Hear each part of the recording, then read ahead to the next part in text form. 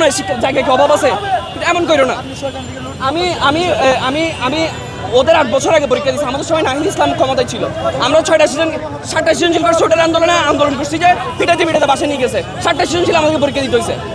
তাই আমি বলবো ছোট ভাই, তোমরা পরীক্ষা স্থগিত করছো চট্টগ্রামে, ওই অন্য জেলায় কি হচ্ছে সেটা অন্য জেলায়। তোমরা এই জিনিসটাকে মোড় দিয়ে অন্যদিকে নিয়ে যাও না।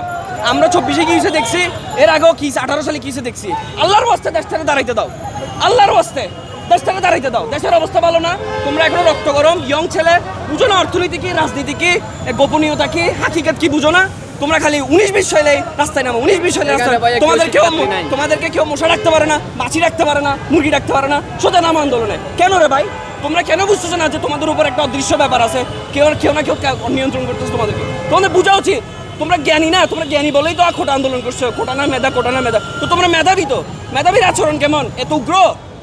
মেধাবীর আচরণ হইতে হবে মানে ভদ্র, সুশৃঙ্খল।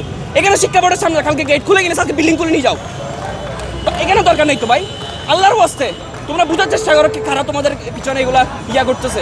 একটা দেশের প্রধানমন্ত্রীকে মাত্র আসছে কয় মাস হয়েছে, তোমরা দাঁড়াইতে দিচ্ছ না, করতে দিচ্ছ না। একটা ব্যাপার আছে তো, একটা টাইম আছে তো, কিসের একটা ব্যাপার আছে তো।